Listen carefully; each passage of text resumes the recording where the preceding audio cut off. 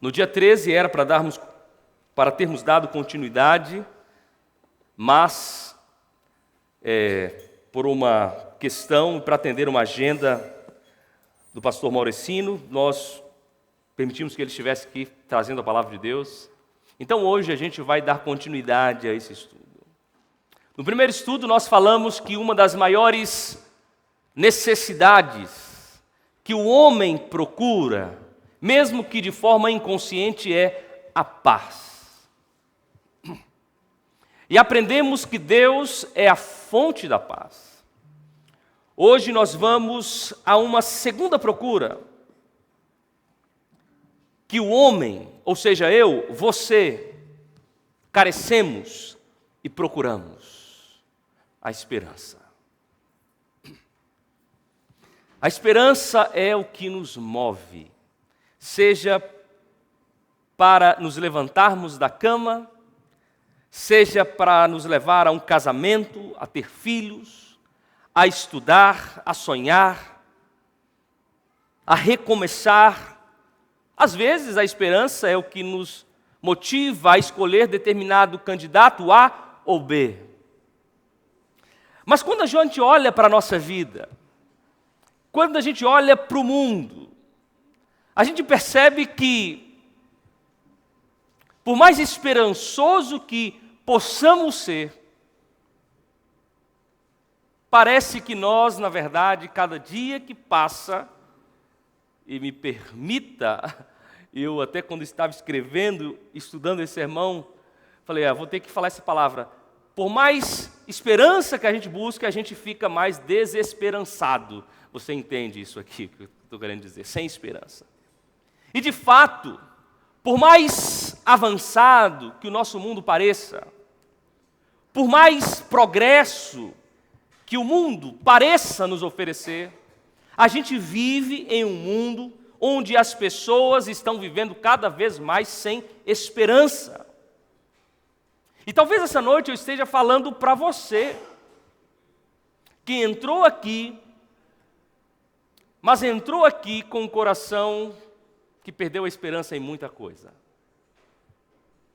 Talvez você perdeu a esperança no seu relacionamento, no seu esposo, na sua esposa.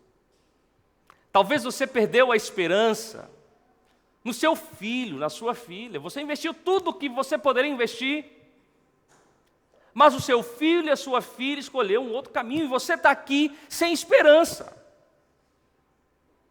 Porque você não vê mais solução, você não vê mais o que pode acontecer, porque tudo indica que não vai acontecer aquilo que você espera. E talvez eu esteja falando para você que perdeu todas as suas esperanças. E talvez eu esteja falando para alguém que perdeu a esperança nele mesmo. Talvez você perdeu a esperança em você mesmo. Talvez eu esteja falando para alguém que depositou a esperança na medicina, veio o diagnóstico, veio o problema, veio a morte, e você está aqui com essas perdas, essas lutas, e perdeu a esperança. Talvez você depositou a esperança no dinheiro, no progresso, mas você percebe que o tempo vai passando e o dinheiro, o progresso, não tem trazido a você esperança. De fato, meu querido amigo, há problemas que nenhuma tecnologia resolve. Há tragédias que nenhum dinheiro impede, e há dores que nenhuma filosofia consola. De fato, esta é a nossa realidade. Por quê? Porque a esperança do mundo é como uma ponte suspensa sobre o nada. E é por isso que talvez você está aí com uma angústia, com um coração, que não há mais esperança nas coisas, nas pessoas, na família, no seu próprio casamento, no seu próprio relacionamento, na sua própria vida. Por isso, essa noite a gente precisa falar sobre esperança. E quando a gente vai para a Bíblia, o conceito de esperança é um conceito muito profundo e ele aparece principalmente após a queda do pecado. E no Antigo Testamento, amigos, A esperança está ligada ao caráter fiel de Deus e à expectativa da intervenção divina, seja para livramento, justiça ou redenção. No Novo Testamento, a esperança está sempre ligada a Jesus Cristo, especialmente à sua ressurreição e ao seu retorno. Na palavra de Deus, a esperança não é um conceito passivo, a esperança é um conceito ativo. Ela não é apenas esperar para que Deus faça algo, é viver agora como quem já viu o fim da história. A esperança bíblica não é um desejo incerto, mas é uma certeza invisível.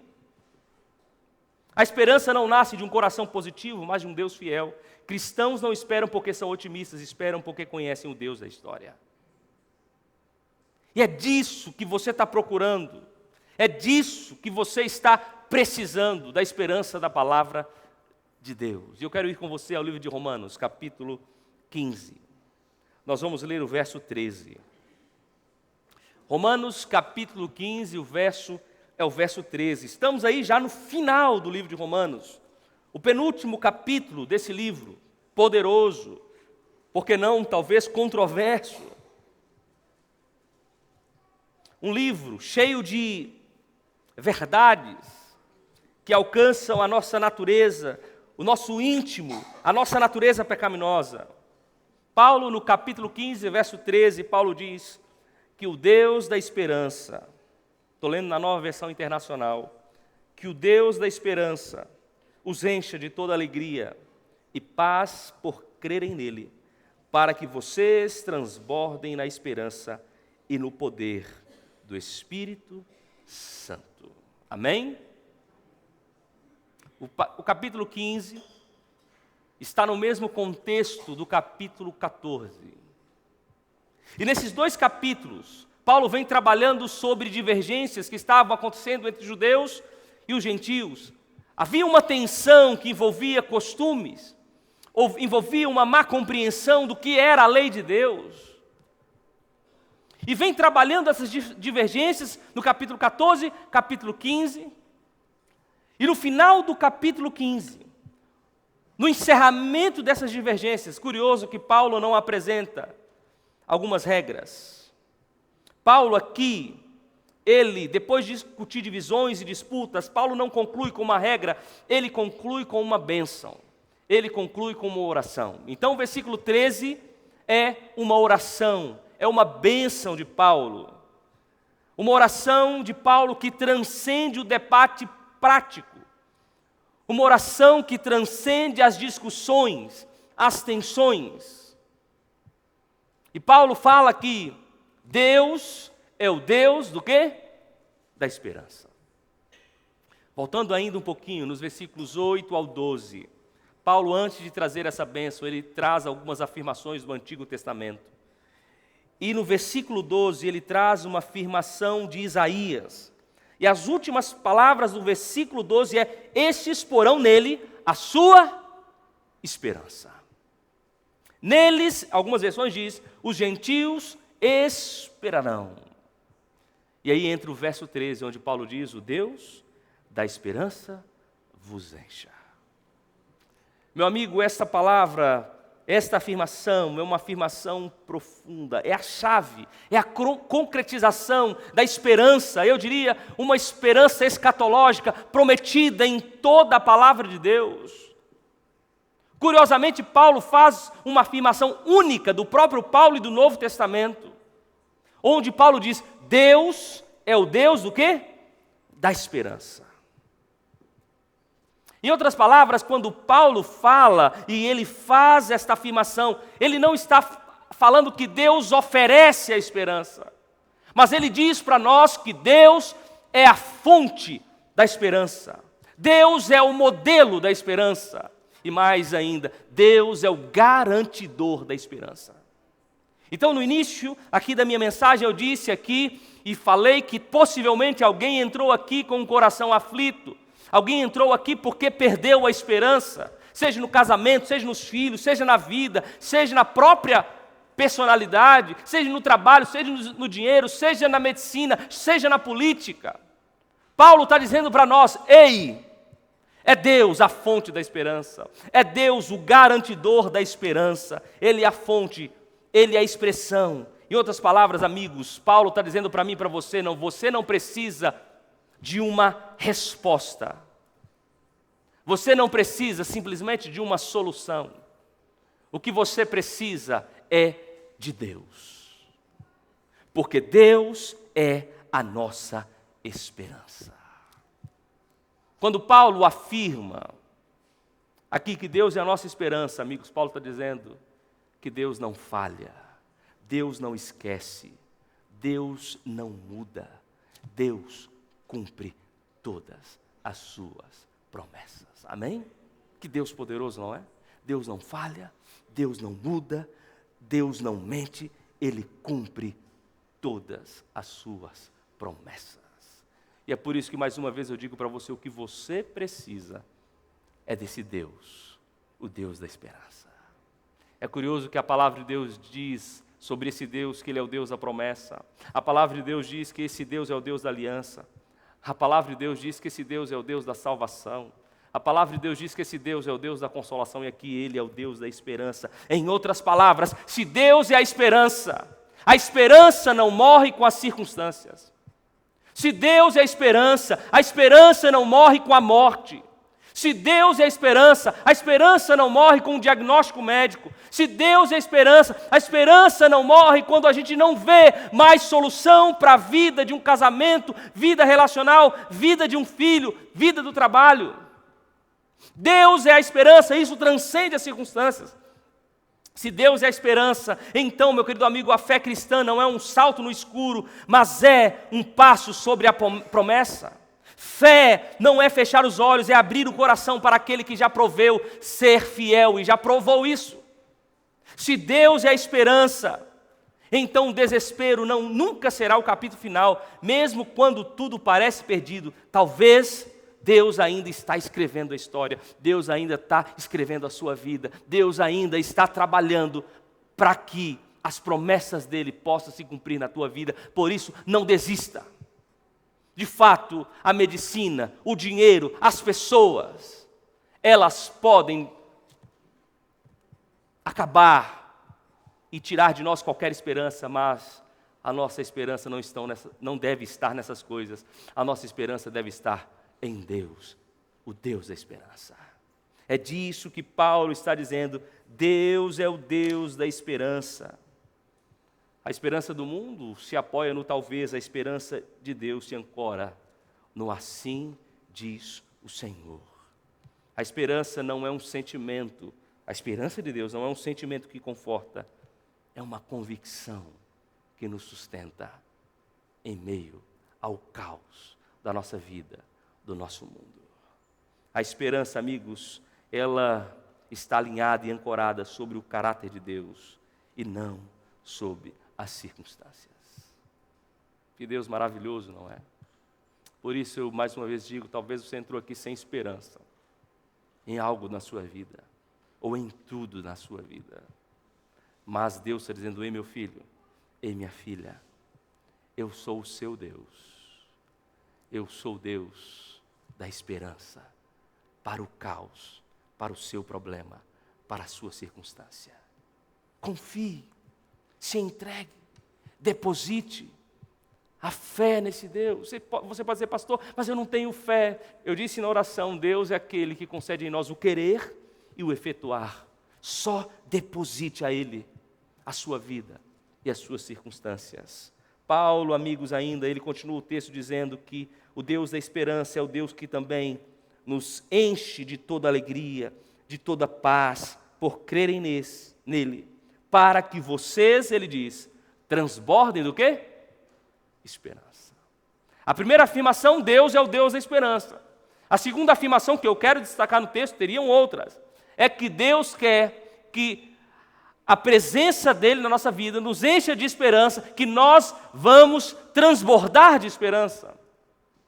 E quando você estuda o texto, amigos, a ideia por trás aqui da palavra transbordar é superabundar, é extravasar, é ultrapassar os limites. humanos, diria-se assim, transbordem de esperança. Paulo usa o termo transbordar não por exagero, mas por quê? Porque a esperança de Deus, amigos, ela está baseada numa fonte inesgotável, em uma fonte infinita, em uma fonte onipotente, no próprio Deus, como eu disse, porque Ele é o Deus da esperança. E mais ainda, ela está fundada sobre algo que aconteceu nessa terra, a ressurreição de Jesus Cristo. Ele é o Deus da esperança. Veio o pecado, veio o caos, mas Deus proveu o Filho veio, viveu, morreu, ressuscitou, e Ele vai voltar para restaurar todas as coisas, para resolver todos os problemas, para curar todo o aflito, para ressuscitar todo morto que descansar em Cristo. Enquanto esteve nessa terra, Jesus Cristo realizou milagres. E quando eu trabalhei aqui o milagre de João, eu falei que os milagres de Jesus não são milagres, os milagres de Jesus são sinais. Por quê? Qual a diferença do milagre e do sinal? Se Jesus quisesse simplesmente realizar milagres, Ele seria injusto com todos os mortos que Ele não ressuscitou, Ele seria injusto com todos os cegos que Ele não fez ver, Ele seria injusto com todos os paralíticos que Ele não fez andar, Ele seria injusto com todo aquele que passa fome. Então Jesus, quando veio a essa terra, ele simplesmente deu sinais para o tempo do fim, onde Ele está dizendo: isso aqui é só uma amostra do que eu vou fazer de forma definitiva quando eu voltar. Por isso, meu querido amigo, Deus da esperança, Ele está dizendo para você: eu quero que você transborde de esperança. Não é algo no vácuo, não é algo que não seja fundamentado, mas na própria presença de Cristo, na sua vida e na sua ressurreição, amém? Ou seja, a esperança bíblica não é um respiro para quem está afogando. A esperança bíblica é um rio que inunda todos os espaços da nossa vida. E é esse desejo de Deus para mim e para você. Deus quer que você saia daqui com a esperança nele. Deus quer que você saia daqui, mesmo com as circunstâncias que você está, mas confiante de que Deus está no controle da terra, do mundo e da sua vida. E Ele alcança a nossa vida e os nossos problemas. Eu repito, a esperança de Deus não nasce, amigos, de emoções humanas. Ela é consequência do que eu já disse, da fonte que é Deus. Ela é um enchimento que nos leva, e é curioso, olha só que interessante. Quando a gente estuda o conceito de transbordar, a gente percebe que a esperança que transborda, é a esperança que Deus quer que eu e você tenha, que é Ele que vai dar, ela é uma esperança verdadeira, que não se limita ao pensamento positivo. Ela molda as nossas atitudes, ela molda as nossas palavras, ela molda as nossas decisões, e ela molda o nosso olhar. Uma pessoa cheia de esperança, uma pessoa que transborda, e transbordar é algo visível. Ela é uma pessoa que vai para o ambiente de trabalho, amigos, e é diferente. Claro, alguém pode dizer, mas então uma pessoa que tem esperança é alienada. Não, uma pessoa que tem esperança tem ciência do caos, do problema. Mas ela é cativada e motivada não pelo caos, mas pelo Deus poderoso. A esperança que transborda, amigos, ela alcança o outro. O objetivo da esperança não é terminar em você, não é simplesmente resolver o seu problema, mas é usar a sua vida para que outras pessoas também possam ter esperança. Deus, o Deus da esperança, Ele diz para que vocês transbordem de esperança. E a esperança que transborda, ela desafia a desesperança coletiva. E a gente vive, não é, na era da ansiedade, da exaustão emocional, gente cansada de fingir esperança para não preocupar os outros. Mas Paulo diz, transbordem. Isso é mais do que sobrevivência, isso é missão. O transbordamento da esperança é o grito silencioso da fé em um mundo onde tudo parece estar desmoronando. Deus não quer que você sobreviva, simplesmente. Deus quer que você viva de esperança derramada. Por isso, meu querido amigo, Deus quer muito mais do que te dar esperança. Deus quer muito mais do que simplesmente resolver o teu problema. Deus quer muito mais simplesmente te deixar satisfeito. Deus, Ele quer te levar a uma vida transbordante. Por isso, essa noite eu diria, é hora de parar de sobreviver e começar a transbordar. Por quê? Porque esse Deus é o Deus da esperança. Esse Deus é o Deus da graça. Esse Deus é o Deus que nos alcança. E por fim, Paulo diz aqui para nós, eu vou ler todo o texto para a gente encerrar, que o Deus da esperança os encha de toda alegria e paz, por crerem nele, para que vocês transbordem na esperança e no poder do Espírito Santo. Amém? Amigos, aqui está o segredo para uma vida de esperança. Paulo está dizendo, amigos, que a esperança ela não vem de um esforço. A esperança ela não vem de um desejo humano. A esperança ela vem do poder do Espírito de Deus. É o poder do Espírito de Deus dentro de nós que nos capacita a termos esperança. Em outras palavras, esperança não é motivação, não é algo motivacional, esperança é espiritual. Esperança não depende de personalidade, esperança depende de poder, e o poder do Espírito Santo de Deus. E quando a gente pega, eu gosto muito de explorar o texto, de explorar as palavras. Paulo fala aqui do poder. A palavra poder, principalmente aqui no livro de Atos, Romanos, Coríntios, e na sequência, a palavra poder vem de uma palavra chamada dinamis. Essa palavra ela é comum no nosso contexto, é de onde vem a palavra dinamite. O que faz uma dinamite? Explode. Se você coloca uma dinamite numa pedreira, o que vai acontecer?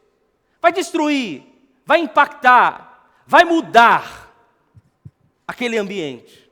Então, quando Paulo diz o poder do Espírito, Paulo está dizendo que quando o Espírito entra na nossa vida, ele entra como um dinamite.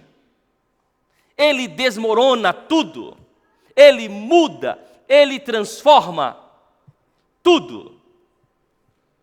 Porque é um poder de transformação, é uma explosão de poder. Por isso, meu querido amigo, você quer esperança?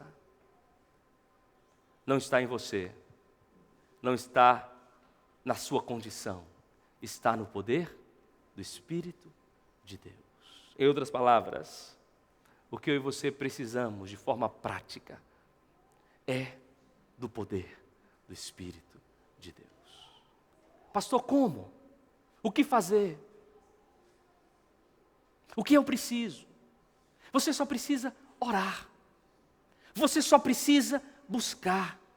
Você só precisa dizer. E esse texto, eu vou repetir, eu falei na minha oração, falei uma vez aqui, vou repetir. Não é você. O texto diz, é Deus que nos concede o querer e o efetuar. O querer e o efetuar. Você pode clamar e ler esse texto todo dia e dizer na sua oração, Senhor, eu não quero, ou eu não sei o caminho. E clame, e Deus vai dar a você o querer e o efetuar. Em outras palavras, Deus vai conceder a você o poder, que é o Espírito Santo de Deus. Amém? Deus da esperança. E amigos, eu vou aqui com algumas aplicações práticas. Esperança não se fabrica, esperança se recebe, é obra do Espírito. Quanto mais o Espírito me domina, mais a esperança me governa. O Espírito Santo não consola apenas, ele consola, ele é consolador, mas ele capacita, ele transforma a gente comum em pessoas fortalecidas na esperança de Deus, o Deus da esperança. E eu termino com uma história. Uma mulher simples chamada Corrie. Não sei exatamente se é esta pronúncia, mas ela era uma holandesa. E ela vendia relógios, ela, sua família. E no período ali da Segunda Guerra Mundial, ela e a sua família trabalharam para salvar muitas vidas dos judeus. Esconderam ali muitas famílias, mas uma denúncia levou a família de Corrie ao campo de concentração. Especialmente ela e a sua irmã foram para um campo de concentração feminina, ali em Ravensbrück, o campo de concentração, na Alemanha. E elas ficaram naquele lugar, e dos filmes, a imaginação, a história também diz que esses lugares não eram bons lugares. Por um simples fato, morte. Mas outros fatos, como higiene, ratos, bichos, doença, odor. Mas elas ficaram ali um bom tempo. E é curioso que, mesmo diante dos problemas, da dor, da fumaça, de alguns corpos mortos, ela e a sua irmã, elas continuaram lendo a palavra de Deus, confiando na promessa de Deus. E um dia ela ouviu da boca da sua irmã algo que nunca esqueceria: não há poço tão profundo que o amor de Deus não seja mais profundo ainda. Não há problema tão complexo que a complexidade do nosso Deus não seja ainda maior. O tempo passou, amigos. A sua irmã foi levada ao campo aquele gás, né? Fugiu o nome aqui. Câmara de gás. Ela não foi, só a sua irmã. O tempo passou e por um erro administrativo, ela foi liberada. E daquele dia em diante, ela não era mais uma vendedora, uma pequena empresária, mas ela se tornou uma pregadora do Deus da esperança. E ela, amigos, ela em suas pregações, ela dizia: quando olhamos para o mundo, ficamos perturbados. Quando olhamos para dentro, ficamos desanimados. Mas quando olhamos para Cristo, encontramos descanso, porque Cristo, Deus, é a esperança mesmo diante do caos, mesmo diante do problema. Por isso, mais uma vez eu digo, a verdadeira esperança não depende de lugar, a verdadeira esperança não depende de cultura, a verdadeira esperança não depende de controle humano, a verdadeira esperança não depende de como está o meu casamento, a minha família, a minha condição, a minha saúde. A verdadeira esperança, ela depende de Deus, do Deus que transcende, o Deus que está além, o Deus que é infinito, o Deus que é poderoso. Por isso, essa noite, eu venho aqui para que você possa continuar confiando nesse Deus, para que você possa continuar depositando a sua vida na vida desse Deus, para que você possa descansar no Deus, como diz Paulo, da esperança. Deus não muda, Deus não falha, Deus não mente, Ele continua sendo o mesmo Deus, o Deus das promessas. A esperança, meu querido amigo, ela não morreu, ela está viva, ela é Jesus Cristo. Que Deus possa nos abençoar. E mais uma vez eu digo para você, ore a esse Deus mesmo sem querer orar. Ore a esse Deus mesmo se a tua fé estiver falha. Ore: Senhor, aqui estou, mesmo sem querer, mas que o Senhor possa derramar o teu poder e como uma dinamite Ele possa destroçar, transformar a minha vida. Que Deus nos abençoe. Vamos orar? Vamos falar com esse Deus?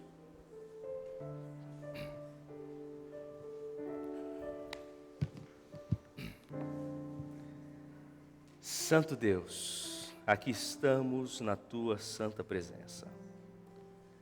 Ó Deus, nesta noite nós mais uma vez fomos a Tua palavra. E Senhor Deus, obrigado,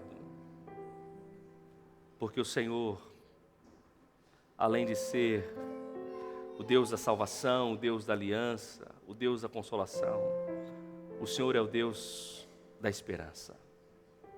O Senhor é a fonte que deve alcançar a nossa vida, alcançar as nossas circunstâncias, para que possamos em Ti conseguir viver, não com os olhos nessa terra, mas com os olhos nas Tuas promessas, e a principal delas, o Teu retorno. Que o Senhor, Pai, através da Tua graça, conceda a cada um de nós, não simplesmente essa esperança, mas conceda o poder, conceda o Espírito Santo, para que Ele não simplesmente traga a nós a esperança, mas que Ele traga a nós tudo aquilo que nós precisamos para vivermos, para sonharmos e para sermos transformados. Abençoe a nossa semana, abençoe a nossa família, abençoe o nosso trabalho, abençoe a nossa vida. Nós oramos no nome de Jesus. Amém. Que Deus te abençoe. Uma feliz semana a todos.